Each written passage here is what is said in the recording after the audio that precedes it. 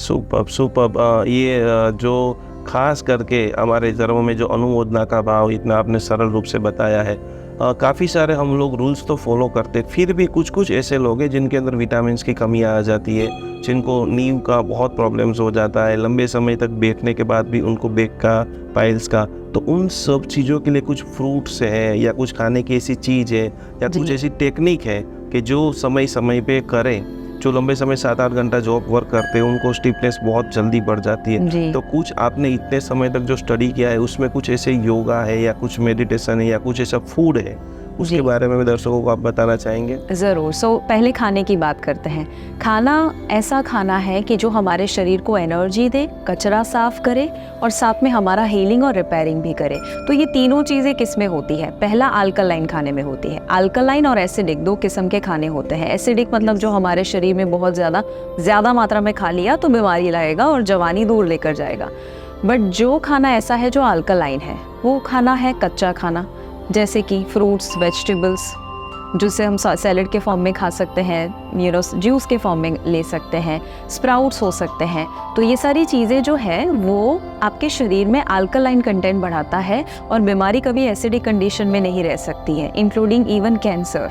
तो उसे अगर अल्कलाइन माहौल दिया जाए, वो शरीर काफ़ी हद तक साफ़ होना शुरू हो जाता है। एक सुपर फूड मैं हमेशा लोगों को कहती हूँ ऐड करें, जो ज़्यादातर लोगों के लिए अच्छा है, और वो है व्हीट ग्रास जूस, गेहूं के ज्वारे जिसे हम कहते हैं। तो ये व्हीट ग्रास जूस अगर कहीं से आपको मिल जाता है, वो शरीर का कचरा साफ करने में, आपके छोटी आंत, बड़ी आंत, आपका लिवर, उसे साफ करने में बहुत अच्छा सपोर्ट करता है।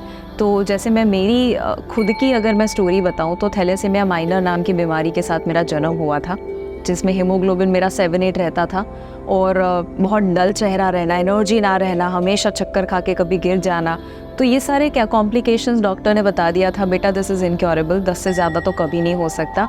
1.5 साल मेहनत की मैंने, ये सारी चीज़ें फॉलो की, जिसमें व्हीट ग्रास भी लिया, और 1.5 साल के अंदर हीमोग्लोबिन 7-8 जो रहता था वो 14.2 आ चुका था। Superb superb superb. और जो स्टेमिना, स्ट्रेंथ मना किया था कि आपके अंदर नहीं रहेगा, आज मैं 50 पुशअप्स एक सेट में, या 70 किलो का स्क्वाट मारना, 90 किलो का डेडलिफ्ट, मैंने खुद को ही चैलेंज किया। तो मुझे लगता है जो सुन रहे हैं उनको अगर कोई भी शरीर में तकलीफ है, आपका बॉडी ही आपका डॉक्टर है, बट वो डॉक्टर बनाने के लिए कुछ कुछ खाना ऐड करने की ज़रूरत होती है।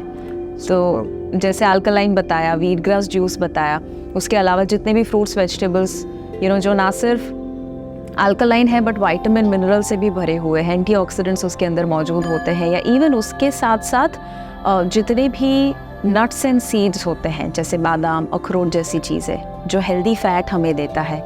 इवन पूरे मील में प्रोटीन की कमी हो अगर, तो भी कहीं ना कहीं हमारे बॉडी में चैलेंजेस आना शुरू हो जाते हैं। तो ये छोटी छोटी सी चीज़ें हैं जो फूड में बहुत इम्पोर्टेंट मैटर करती है। और जैनिज़्म अगर कोई भी फॉलो करते हैं तो वो तो मुझे पता ही है, आप डिनर जल्दी ले लेना, या आपका पूरा दिन का स्केड्यूलिंग ऐसे होता है, या उपवास जो अलग अलग किस्म के होते हैं, वो यही सिखाते हैं कि कब भूखा रहना, कब अपने बॉडी को रेस्ट देना और कौन सा खाना खाना। बस बेसिक्स फॉलो कर रहे हैं।